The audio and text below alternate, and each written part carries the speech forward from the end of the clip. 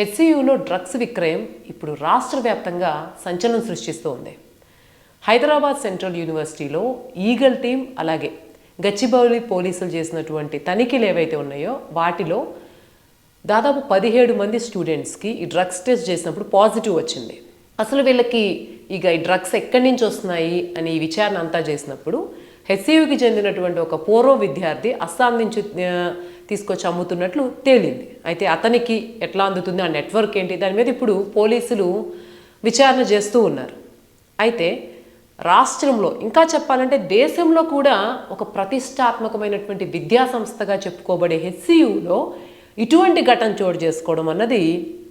ఇప్పుడు సంచలనం సృష్టిస్తూ ఉంది. హెచ్సియులో చదివిన వాళ్ళు ఎంత ఉన్నత పదవుల్లో ఉన్నారో, అలాగే విద్య వరకు చూసుకుంటే హెచ్సియుని ఎంత గొప్ప యూనివర్సిటీగా తెలంగాణలో చెప్పుకుంటామో అందరికీ తెలిసిన విషయమే.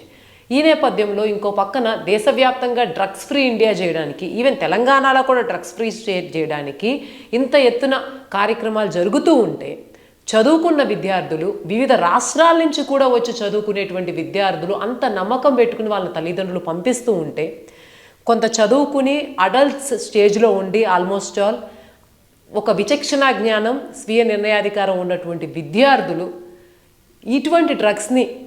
సేవించడం, అలాగే అంతకుముందటువంటి పూర్వ విద్యార్థి దీన్ని విక్రయించి దీన్ని ఎంకరేజ్ చేయడం అన్న దాన్ని ఎలా చూడాలి? ఇది విద్యా వ్యవస్థపై ఒక రకంగా ఇది కేవలం డ్రగ్స్ సమస్య మాత్రమే కాదు, విద్యా వ్యవస్థలో ఒకళ్ళు చేసినా 17 మంది చేసినా 20 మంది చేసినా ఇది అంత పెద్ద ప్రతిష్టాత్మకమైనటువంటి విద్యా సంస్థకి ఒక మచ్చగా మిగిలిపోతుంది. గతంలో హెచ్సియు విద్యార్థులు గనక చేసినటువంటి పోరాటాలు, ముఖ్యంగా కంచెగచ్చిబౌలిలో 400 ఎకరాల భూమిని ప్రభుత్వం వేలం వేయాలనుకున్నప్పుడు, అది హెచ్సియు యూనివర్సిటీది అయినప్పుడు ఆ విద్యార్థులు చేసినటువంటి పోరాటం అసలు ప్రభుత్వానికి ఎదురు తిరిగి నిలబడి, అందులోనూ వాళ్ళకి సెలవులో ఎగ్జామ్స్ వచ్చి వాళ్ళు వెళ్ళినప్పుడు ఈ స్టూడెంట్స్ మళ్ళీ ఏకమవుతారు, అందరూ ఉన్నప్పుడు చేస్తే కొంచెం ప్రాబ్లమాటిక్గా అవుతుందని ప్రభుత్వం వాళ్ళు లేనప్పుడు చేసిన, వాళ్ళు రాగానే వాళ్ళు చేసినటువంటి పోరాటం ఏదైతే ఉందో అంత ధైర్యం చూపించడం వల్ల ఈవెన్ ప్రభుత్వం కూడా వెనక్కి తగ్గిందే ఆ సమస్యలో, ఆ విషయంలో, ఏదైతే ఆ 400 ఎకరాల భూమి విషయంలో అంత గొప్పగా పోరాడేటువంటి విద్యార్థులు ఒక సమస్యపై అంత గట్టిగా నిలబడి, తమకు చెందాల్సింది ఏదో తాము అంత గట్టిగా నిలబడి పోరాటం చేసేటువంటి విద్యార్థులకి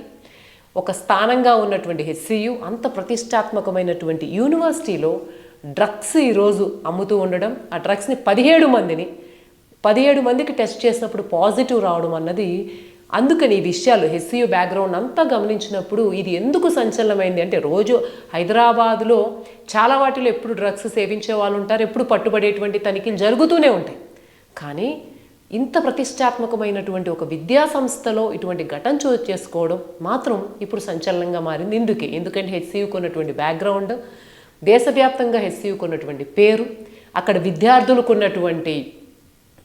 ఫైటింగ్ స్పిరిట్ కావచ్చు, ఏదైనా సమస్య వచ్చినప్పుడు, అలాగే అక్కడి విద్యార్థులకు వచ్చేటువంటి ప్లేస్మెంట్స్ కావచ్చు, హెచ్సియులో చదివి లక్షల్లో జీతాలు తీసుకుంటున్నటువంటి